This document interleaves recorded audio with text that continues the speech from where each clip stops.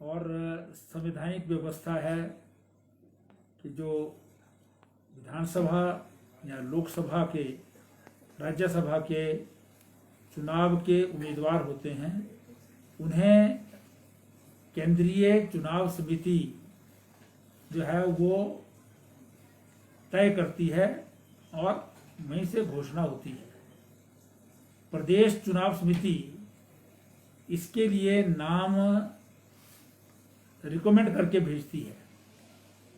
एक नाम भी भेज सकते हैं, पैनल भी भेज सकते हैं, लेकिन इसका अंतिम निर्णय केंद्रीय चुनाव समिति के पास ही है। जब राष्ट्रीय अध्यक्ष जी जो है वो तय करेंगे, तभी अधिकृत प्रत्याशी भारतीय जनता पार्टी का जो है वो मैदान में होगा। लेकिन भारतीय जनता पार्टी एक लगातार काम करने वाला राजनीतिक दल है। इसके जो है वो बूथ स्तर से लेकर के राष्ट्रीय स्तर तक के पदाधिकारी हैं, कार्यकारिणी है, यहाँ तक कि बूथ से नीचे भी हिमाचल प्रदेश में भारतीय जनता पार्टी ने अपना जो है संगठन बनाया है, जिसमें बूथ स्तर पर हमारे त्रिदेव होते हैं, बूथ अध्यक्ष है, बूथ लेवल एजेंट है और एक बूथ का पालक है। इसी तरह से जो है वो अब बूथ कमेटियां बनी हैं और पन्ना प्रमुख की जो है नीचे वहां तक जो है वो गया है। पन्ना प्रमुख का अर्थ है कि वोटर लिस्ट की जो एक पेज है उसका एक प्रभारी होगा और वो उस पेज में से ही होता है। तो इसलिए सतत काम होता रहता है हमारा। कैंडिडेट जब फाइनल डिसीजन करेंगे, जिसको राष्ट्रीय नेतृत्व हमारी राष्ट्रीय चुनाव समिति तय करके जो है वो AB फार्म भेजेंगे और उसमें कमल का निशान जिस व्यक्ति को दिया जाएगा, अधिकृत प्रत्याशी वो होगा। लेकिन उससे पहले जो है वो सब लोग अपने आप जो है वो इच्छुक होते हैं, वो फील्ड में काम करते हैं, तो नाम के क्यास भी लगते हैं उसमें कि कौन होगा कौन नहीं होगा। इसलिए फाइनल तो तभी होगा जब केंद्र करेगा। सर, भाजपा महिला आरक्षण की साथ रही है, हमेशा उनके समर्थन करती रही है। 4-5 इलेक्शन स्टेट में हो गए, क्या स्टेट में किसी महिला को टिकट देगी पार्टी? तो मैंने कहा है कि भी इसमें प्रदेश चुनाव समिति रिकमेंड करती है और केंद्रीय चुनाव समिति फाइनल करती है।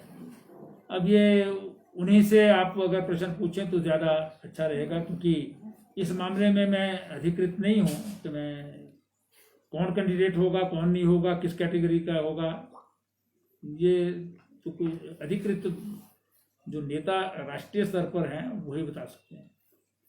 फिर शिमला की बात करें तो शिमला का डेवलपमेंट प्लान जो 40 साल से नहीं बन सका है। आपने कुछ महीने पहले कहा था कि हम इसको फाइनल कर रहे हैं, कब तक फाइनल हो जाएगा शिमला का डेवलपमेंट प्लान? इसमें एक निश्चित प्रक्रिया होती है। जो डेवलपमेंट प्लान जो है वो किसी सिटी का बनाया जाता है under town and country planning act. तो 1979 में जो है वो एक्ट लागू हो गया है, लेकिन शिमला का जो डेवलपमेंट प्लान है वो आज तक बन जाना चाहिए था, लेकिन वो बना नहीं। इंटरिम प्लान के आधार पर ही यहाँ पर जो है वो काम चल रहा है। अब उसका जो है वो हमने जो है वो प्राइवेट एजेंसी को हायर कर रखा है, जो सारा सर्वे कर रहे हैं। उसकी अलग अलग प्रक्रियाएं हैं। तो अभी तक जो है वो स्टेक होल्डर्स के साथ जो है वो मेरे स्तर पर जो है बैठक हो गई है। उससे निचले स्तर की डायरेक्टर, सेक्रेटरी और टाउन प्लानर इत्यादि के साथ जो है वो अलग अलग उनकी बैठकें, सारी समीक्षा चर्चाएं हो चुकी हैं। लेकिन इसमें अभी हम जो इलेक्टेड रिप्रेजेंटेटिव्स हैं एरियाज के, उनके साथ जो है वो चर्चा करेंगे। फिर पब्लिक के जो है वो एलाइट जो लोग हैं, कंसर्न लोग हैं, इससे उनसे साथ भी चर्चा करेंगे। हम कोशिश कर रहे हैं कि जल्दी से जल्दी जो है वो डेवलपमेंट प्लान फाइनल हो जाए। सर, हिमाचल प्रदेश विधानसभा जो इस बार मानसून सत्र रहा, उसमें भी एक चर्चा रही कि शून्यकाल की व्यवस्था क्यों ना हो। आपने भी बात कही, क्या अगले जो विंटर सेशन होना है, क्या सभी दलों को मिला सबसे बात करके क्या इस व्यवस्था की तरफ बढ़ा जा सकता है? देखिए, माननीय अध्यक्ष मोदी जी से मैंने भी ये सुझाव दिया था, बाकी हाउस में भी लगभग जो है वो सभी लोग इसे मानते हैं। लेकिन ये अध्यक्ष जी के ऊपर निर्भर करता है कि वो रूल्स कमेटी को बुला करके जो है वो इसे तय करना चाहते हैं या अन्य कोई प्रक्रिया इस बारे में अपनाएंगे, ये अध्यक्ष जी का विषय है। लेकिन मैं समझता हूँ कि सरकार की तरफ से जो है वो इसमें कोई जो है वो अड़चन नहीं आएगी, क्योंकि असेंबली में अभी तक कोई भी अर्जेंट मैटर रेज करना है तो उसका एक तो प्रोसीजर है, नियम 62 के अंतर्गत आप ध्यानाकर्षण प्रस्ताव पेश कर सकते हैं, वो सबसे बेटर है। लेकिन कई बार हम उसकी इंटरप्रिटेशन गलत करते हैं। उसमें आप जो है तुरंत जो इश्यूज रेज होते हैं उनको कर सकते हैं, लेकिन उसमें भी कई बार 2-3 दिन का टाइम लग जाता है। आप अर्जेंट मैटर जो है वो कोई करना चाहे तो हम 67 का जो नियम है उसका मिसयूज करते हैं बहुत बार। 67 बड़ा रेयर यूज होने वाला जो है नियम है, क्योंकि अंडर रूल 67 का अर्थ होता है कि आप ऐसी चीज पर चर्चा कर रहे हैं जिसके लिए विधानसभा का एजेंडा लिस्ट ऑफ बिजनेस जो है उसको एक किनारे रख करके उस विषय पर चर्चा की जाए। आज तक के इतिहास में एक बार पिछले सेशन में हमने जो है वो कोविड महामारी के ऊपर जो है वो चर्चा इस नियम के अंतर्गत की थी, जिसमें हमने बाकी चीजें छोड़ करके जो है वो चर्चा की थी। तो उसका यूज गलत होता है कई बार। तो इसलिए हमारा सुझाव ये था कि हम 0 आवर टाइप कोई नियम बनाएं। जरूरी नहीं है कि हम 0 आवर ही करें। राज्यसभा में स्पेशल मेंशन होता है, लोकसभा में 0 आवर होता है, तो उस टाइप का कोई हम नियम बना सकते हैं। उसमें प्रायर नोटिस होता है स्पीकर को, मतलब वो खड़े होकर के जो है वो आप किसी भी चीज पर पॉइंट ऑफ ऑर्डर खड़े कर दें। पॉइंट ऑफ ऑर्डर जो है वो इस चीज के लिए नहीं है। पॉइंट ऑफ ऑर्डर तो व्यवस्था का प्रश्न है। व्यवस्था जो है वो कोई चर्चा हो रही है या जो आपके लिस्ट ऑफ बिजनेस है उसमें कोई व्यवस्था की बात हो तो उसके बारे में बात चर्चा करते हैं, वो 1 पॉइंट जो है वो चर्चा होता है।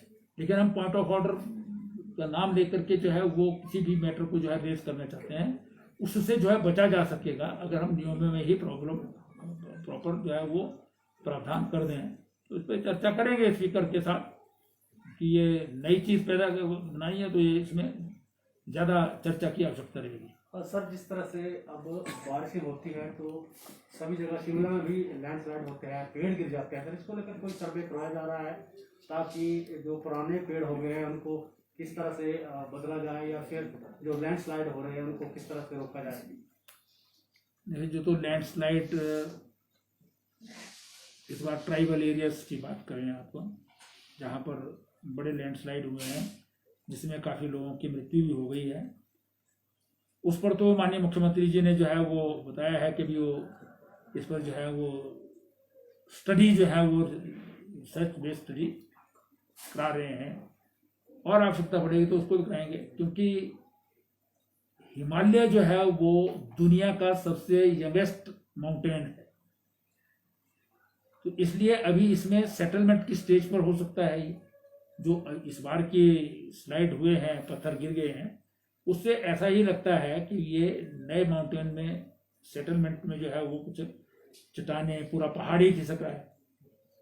तो उसकी तो डीप स्टडी करने की आवश्यकता होगी, जो प्रदेश स्तर पर जो है वो इस पर जो है वो कार्रवाई करेंगे। और पूरा हिमालयन रेंज है तो मुझे लगता है कि हमको जो है वो केंद्र सरकार से भी इस बारे में जो है वो बात जो है वो करनी चाहिए कि इस पर जो है कोई प्रॉपर स्टडी जो है वो की जाए, क्योंकि हिमालयन रेंज तो north eastern states, Jammu Kashmir, Uttarakhand, Himachal सभी आ जाती है इसमें। लेकिन जो लोकल लेवल पर होते हैं, जैसे पेड़ों के बारे में कहा है, पेड़ जो है वो बहुत सारे स्थानों पर जो गिरते हैं वो कुछ तो लोग डेब्रिस के कारण भी जो है कई जगह जो है वो स्लाइड हो जाता है।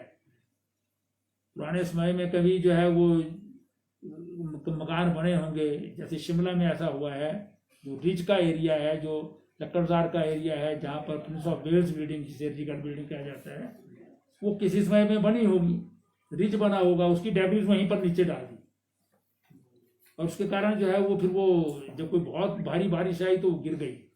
और उससे ये लगा कि भी ये तो जियोलॉजिकल प्रॉब्लम हो गई है, ये तो सिंकिंग जोन है। वास्तव में वो सिंकिंग जोन नहीं था, वो सिर्फ जो डेब्रिस गिरी थी वो जो है वो गिरी थी, पूरा जो है वो जमीन नहीं थी वो सिंकिंग जोन की। तो ऐसे जो है वो पेड़ों के बारे में, अब हमारा शिमला शहर में तो म्यूनसिपल कॉर्पोरेशन एक्ट है, उसमें ट्री कमेटी का प्रोविजन है, जिसमें डेंजरस पेड़ को जो है वो नगर निगम की समिति मेयर की अध्यक्षता में, जिसमें डीएफओ जो होता है शिमला का वो उसका सेक्रेटरी होता है, और काउंसलर भी उसमें मेंबर होते हैं, वो रिकमेंड करते हैं।